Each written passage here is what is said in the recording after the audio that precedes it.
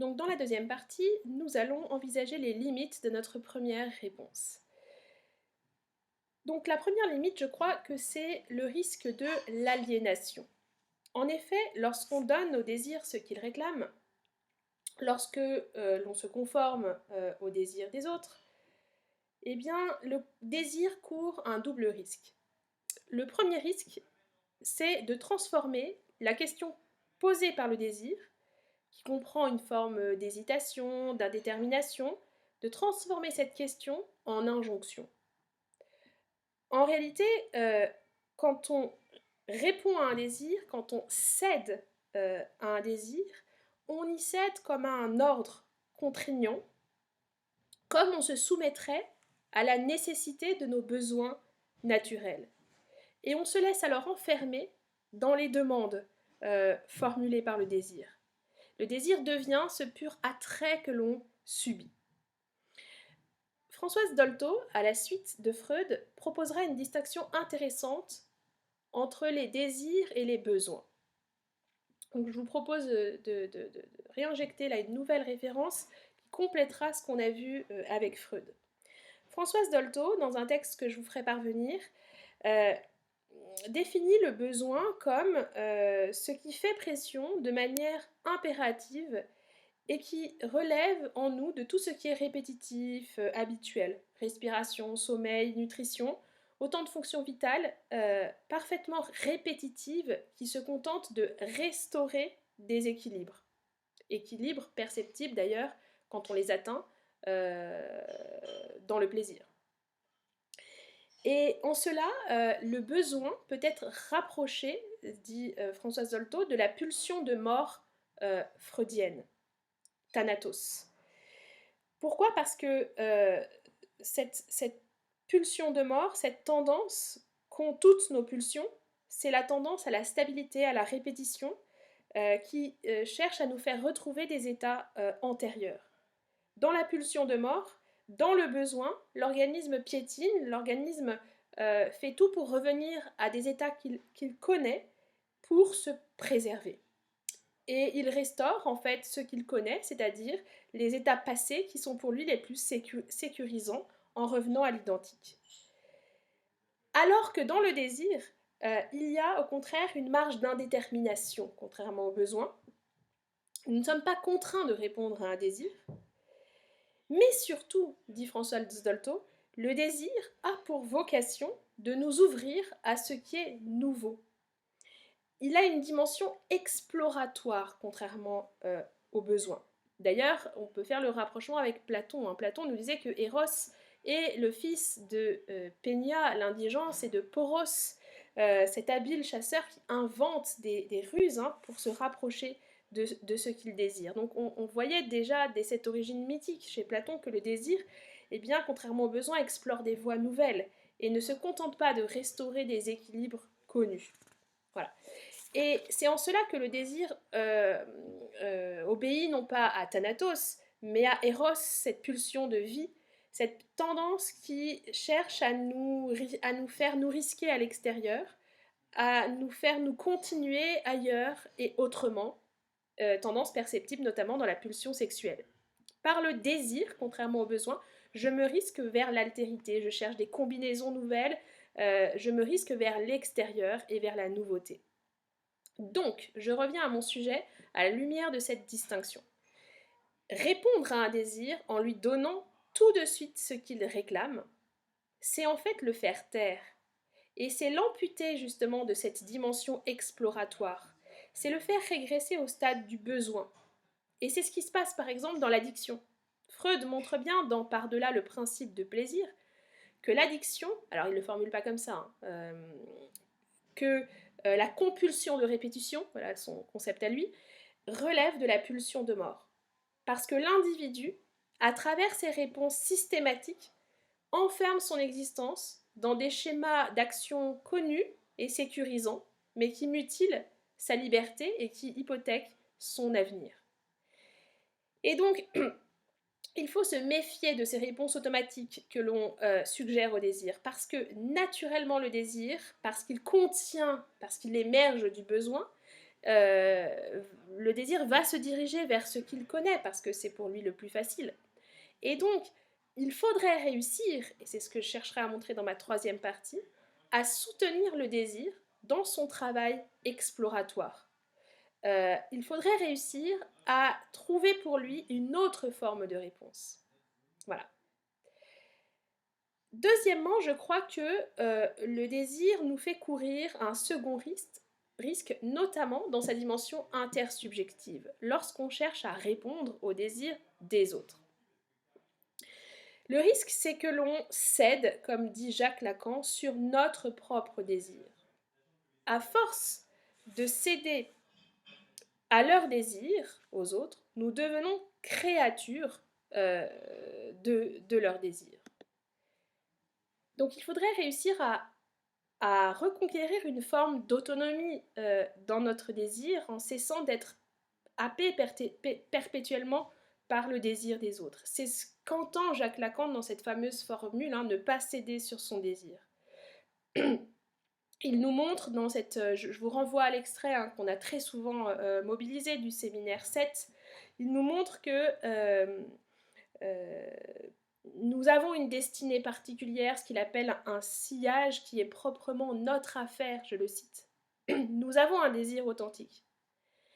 Et en répondant sans distance aux désirs des autres, tels que nous avons eu l'habitude de le faire, finalement, dès le départ, dans la fusion maternelle et ensuite dans l'éducation, en donnant aux autres ce qu'ils réclament, eh bien, on s'asservit à leurs désirs et on fait taire le thème, comme il dit, qui est le nôtre, qui nous est propre. On perd de vue notre sillage singulier. Et Jacques Lacan, dans le séminaire 6, donne un exemple de personnage littéraire, justement, qui cède sur son désir. C'est le personnage shakespearien d'Hamlet. Hamlet, pour Jacques Lacan, illustre la tragédie du désir. C'est une expression lacanienne. Pourquoi ? Parce que c'est un personnage déchiré entre des aspirations antagonistes et contradictoires qui ne sont pas les siennes. Il répond à des désirs qui viennent des autres et malheureusement ces désirs ne sont pas convergents et créent chez lui une forme d'hésitation et même d'inconsistance. Il répond au désir de son père qui a été tué et qu'il cherche à venger. Son père qui a été assassiné par son propre frère Claudius. Il répond au désir de sa mère qui possède une grande influence sur lui et qui entend utiliser cette influence pour rester reine et puis pour vivre son amour avec son nouvel amant, le frère du roi, donc Claudius, qui est l'assassin de son mari. Il répond au désir du père et du frère d'Ophélie, qui désapprouvent l'amour d'Hamlet pour Ophélie. Et donc, à travers ce réseau de désirs contradictoires, Hamlet ne parvient pas à faire parler son propre désir, tant il est aux prises avec le désir des autres, tant il répond sans distance à leurs injonctions contradictoires. Et donc inconsistant, il reste comme ça un peu à la croisée des chemins, incapable de donner consistance à son propre désir, incapable de tracer son sillon propre. Et c'est ce qu'il lui fera dire être ou ne pas être, telle est la question. Et il est ce héros, vous voyez, de l'hésitation, de la procrastination, de paralysé justement parce qu'il n'arrive pas à donner consistance, à faire parler son désir. Et pourtant ce désir existe. Il aime authentiquement Ophélie, il désire aller étudier à Wittenberg, ce à quoi le roi Claudius, encore un autre, s'oppose. Donc, répondre au désir des autres, s'adonner à ce désir de reconnaissance, c'est courir le risque, nous fait remarquer Nietzsche, de l'esclave, qui vit totalement dans l'orbe du regard de l'autre, au risque de perdre justement notre propre sillage et notre propre centre de gravité. Voilà. Donc je crois que la première grande limite, elle touche à notre liberté. Deuxième grande analyse que je mènerai, je crois qu'il faudrait, dans cette deuxième partie, revenir sur la question de la satisfaction et montrer que la satisfaction n'est pas la seule réponse à apporter au désir parce que précisément le désir ne se satisfait pas de la satisfaction. Et qu'il ne suffit pas de donner au désir ce qu'il réclame pour l'exaucer, parce que bien souvent, on se surprend à désirer encore, alors même que nous sommes satisfaits. C'est la fameuse expérience du désappointement. Je vous rappelle, c'est des choses maintenant qu'on connaît très bien, nous, donc on a une forme de connivence, mais votre correcteur, le jour J, il faut absolument lui rappeler que frustration et désappointement, c'est deux facettes de la déception. Et que dans la frustration, le désir reste sans réponse. Dans le désappointement, nous sommes déçus par la réponse apportée au désir. Voilà. La réponse elle-même, c'est-à-dire la satisfaction, ne nous satisfait finalement pas, parce que l'objet possédé ne tient pas les promesses de l'objet désiré. Voilà. Et faites en sorte que, vous voyez, cette distinction conceptuelle importante, faites en sorte de la dire dans les termes du sujet. Vous voyez, je fais l'effort de dire, dans la frustration, le désir reste sans réponse. Dans le désappointement, nous sommes déçus par la réponse apportée. Soyez malins et essayez de repenser en fait tout ce que vous savez, toutes vos distinctions conceptuelles, toutes vos références, comme ça de les combiner, de les bricoler dans les termes du sujet. Parce que c'est ça qui va être récompensé. Si vous ne faites pas cet effort-là, on se dira, il récite, voilà. Bon, évidemment, c'est difficile en 4 heures, et de trouver un problème, et de savoir ce qui peut être important pour répondre à ce problème, et de faire ce bricolage sémantique-là. Voilà. Donc, ça, après, c'est une analyse que vous connaissez très bien.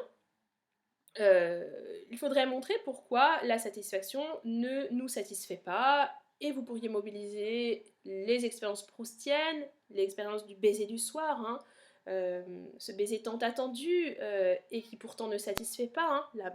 La mère vient passer la nuit dans la chambre de l'enfant. J'aurais dû être heureux et je ne l'étais pas, écrit le narrateur proustien. Alors je crois que dans cette critique de la satisfaction, vous pouvez relever 2 points. Premièrement, le caractère éphémère de la réponse apportée au désir dans la satisfaction. Le désir fleurit, la possession flétrit toute chose, écrit Proust. En effet, ce baiser est fugace, n'est jamais assuré d'être possédé dans l'avenir, et l'enfant souhaite toujours un baiser de plus. Cela nous montre que en fait la satisfaction ne vaut rien si on sait qu'elle sera suivie d'une absence et que toute réponse est éphémère. Donc c'est ça la première difficulté de la satisfaction, c'est que nous ne sommes jamais assurés de sa continuation future, D'autre part, c'est l'analyse schopenhauerienne, donc ça, il faut que ça soit maîtrisé sur le bout des doigts, hein. La satisfaction n'est pas facilement perceptible, hein, le caractère fantomatique de la satisfaction, qui eh bien, est affecté par un défaut d'être. Il y a une sorte d'asymétrie entre la frustration, la douleur qui se manifeste à notre esprit et à nos sens, et la satisfaction qui passe presque inaperçue, parce que la douleur crée cet écart différentiel qui fait qu'on la repère, alors que la satisfaction nous fait revenir à la norme et nous semble finalement normale. Voilà. Donc, pour ces 2 raisons, toute réponse est structurellement déficiente. Voilà. Alors, certains sont allés plus loin, et c'était effectivement intelligent, en montrant que toute réponse ne peut que rester en deçà du désir qui l'appelle, parce qu'aucune réponse qu'on pourrait formuler au désir n'est proportionnée à la source dont le désir émane. Et donc effectivement, je pense qu'on pouvait ici développer toute la conception schopenhauerienne du désir, au-delà, vous voyez, de l'analyse de la satisfaction. Effectivement, le désir est porté par un vouloir vivre aveugle, hein, qui irrigue tout le réel et même les objets inanimés. Il n'est pas un appel suscité par l'attrait du monde extérieur, mais une poussée et un besoin. Je cite Schopenhauer, les hommes ne sont pas attirés en avant, mais ils sont poussés par derrière. Ce n'est pas la vie qui les attire, mais le besoin qui les presse.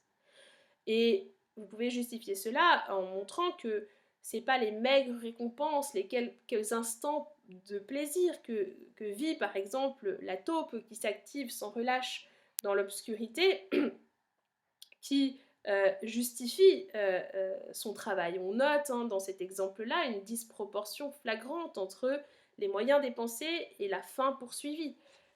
Et ce qui est vrai de la taupe est vrai aussi de l'activité humaine. On travaille toujours en vain pour un avenir qui fait ensuite défaut, écrit Schopenhauer. Et donc tout cela nous montre que ce qui met en mouvement le désir, c'est pas la satisfaction, c'est pas la fin, c'est pas ce qu'on projette, mais c'est ce vouloir vivre aveugle, cette puissance sauvage qui est l'étoffe même du réel, et qui toujours relance le désir, et qui fait que toute réponse proposée au désir n'est qu'une pause provisoire et insuffisante. Et donc que la satisfaction restera toujours en deçà de la requête que le désir formule. Donc que répondre à un désir ne peut pas passer par l'obtention de ce qu'il exige, parce que le désir est une question sans réponse. Certains sont allés jusqu'à me dire ça, et c'était effectivement intelligent. Alors, question sans réponse, ou question mal posée, ou question mal formulée, et ça sera mon troisième argument. Le désir n'est-il pas une demande mal posée et mal formulée? Parce qu'en effet, il y a deux manières de comprendre les échecs de la satisfaction. Soit vous les attribuez à la pauvreté de la réponse, Schopenhauer, Proust. Soit vous les attribuez au caractère maladroit de la question, qui s'expose inéluctablement à des fins de non-recevoir de la part du réel. Et donc, là, j'avancerai un argument que je n'ai trouvé dans aucune copie et qui serait, je pense, intéressant. Toute réponse au désir passe peut-être d'abord par un travail préalable sur la question posée par le désir. Et je crois que c'est dans cette voie que se sont engagées les grandes sagesses antiques. Plutôt que de travailler sur la réponse, il faudrait s'attacher à mieux formuler la demande du désir. Alors là, vous avez le choix, soit du côté des stoïciens, soit du côté des épicuriens. Je choisis la voie des épicuriens. En effet, le désir, pour les épicuriens, s'enracine dans des exigences naturelles, désirs qu'ils nomment naturels et nécessaires, mais qui, raffinés et réélaborés par ce qu'ils appellent les opinions surajoutées, ont tendance à enfler de manière démesurée. Et l'existence humaine, qui était un lieu fini de besoins faciles à soulager, devient un lieu indéfini, de désirs indéfinis et exigeants, rendant toute réponse impossible ou insignifiante. Vous pouvez prendre l'exemple de Lucrèce, qui analyse le sentiment amoureux, qui, d'un besoin physique à portée de main, d'une demande simple, eh bien, va se transformer en une demande métaphysique insoluble. Et vous pouvez illustrer cela, par exemple, avec les propos de Phèdre, propos qu'elle prononce à propos justement d'Hippolyte. « Je le vis, je rougis, je pâlis à sa vue. Un trouble s'éleva en mon âme éperdue. Mes yeux ne voyaient plus, je ne pouvais plus parler. » Voilà, l'amour se manifeste d'abord par des symptômes physiques. Je sentis tout mon corps étransir et brûler. Et là, tout d'un coup, il y a un saut dans le discours. Je reconnus Vénus et ses feux redoutables, d'un sang qu'elle poursuit, tourments inévitables. Vous voyez, tout d'un coup, dans la bouche de Phèdre, ces symptômes physiques de l'amour sont interprétés d'une manière surnaturelle et mythique. C'est Vénus et ses feux redoutables. Voilà. Eh bien, typiquement, on a là un exemple d'opinion surajoutée. On a l'exemple d'un esprit qui va broder et qui va faire de l'amour un problème insoluble. Épicure va nous montrer qu'il faut revenir à la simplicité des demandes naturelles en donnant une mesure à nos désirs, en se réappropriant nos véritables seuils de satisfaction pour pouvoir répondre efficacement au désir. Mais on comprend que toute réponse efficace au désir passe par la rationalisation de la requête du désir. Voilà. Et cette réponse-là est intéressante. Vous voyez, plutôt travailler sur la question, sur la demande que formule le désir, que sur la réponse. Voilà. Alors vous aviez une autre possibilité hein, pour avancer le même argument, sensiblement le même argument, c'est la référence à Jacques Lacan. Lacan va dire que le désir, c'est effectivement une question, une requête mal formulée parce que c'est une requête à double fond. Derrière ce que le désir vise explicitement et consciemment, il y a ce qu'il demande implicitement et inconsciemment. Le désir, précisément, existe dans cet écart. Il n'est ni l'appétit de la satisfaction, donc l'appétit de la satisfaction, c'est ce que le désir vise à première vue, ni la demande d'amour, mais la différence qui résulte de la soustraction du premier à la seconde, le phénomène de leur refente, écrit Jacques Lacan dans ses écrits. Donc, il faut savoir, pour Lacan, entendre ce que le désir demande, mais ne peut jamais obtenir intégralement. L'enfant qui désire le sein, qui désire le sein de sa mère, demande aussi de l'affection. L'enfant qui désire jouer demande aussi de l'attention. Et on peut donner le sein ou jouer sans répondre à la demande formulée par le désir. Donc on peut donner satisfaction au désir sans y répondre. Parce qu'on répond à l'appétit de la satisfaction, mais pas à la demande formulée par le désir qui, elle, est plus exigeante. Et dans ce cas, on entretient une forme de malentendu, de quiproquo.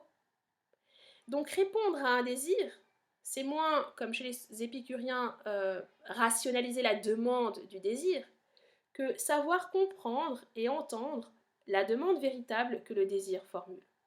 Alors, cette analyse, vous pouviez aussi la mener avec Renaud Barbaras, hein, qui lui aussi nous montre que finalement le désir est une requête à double fond, une question à double fond, qui se manifeste dans le phénomène du désappointement. Hein, s'il reste une place pour le désir dans toute satisfaction, c'est que parce qu'au-delà de ce que le désir vise explicitement, il y a ce qu'il désire. Voilà. Et le désir ne sait pas bien ni ce qu'il demande, ni ce qu'il désire. Voilà. Dès lors, et ça sera ma transition, si répondre à un désir, ce n'est pas nécessairement le satisfaire, puisque vous voyez, on vient dans cette partie de critiquer finalement une réponse qui se limiterait à la satisfaction, qu'est-ce donc? Et comment répondre à un désir qui ne formule pas clairement sa requête? Voilà. Et bien c'est ce que je proposerai dans la troisième partie. Alors, vous voyez, dans cette deuxième partie, j'ai mis beaucoup de choses, beaucoup trop de choses, mais c'était pour vous montrer toutes les pistes que vous auriez pu explorer. Et je vous demande donc pour ceux à qui j'ai demandé de rédiger cette partie-là, je vous demande de choisir ce qui vous intéresse le plus, de faire une partie qui serait tout à fait raisonnable en 4 heures. Hein. Cherchez vraiment pas à tout rédiger. Choisissez les références qui vous intéressent le plus, Épicure plutôt que Lacan ou Barbaras, enfin comme vous voulez, mais avec une exigence. C'est de rapporter toutes vos analyses à la formule. De chercher à dire vos analyses dans ces termes-là, répondre à un désir. Donc dans tout le lexique, vous voyez, question, réponse, demande, requête, voilà, jouer avec ces expressions-là, c'est ça le jour J qui fera la différence. Voilà.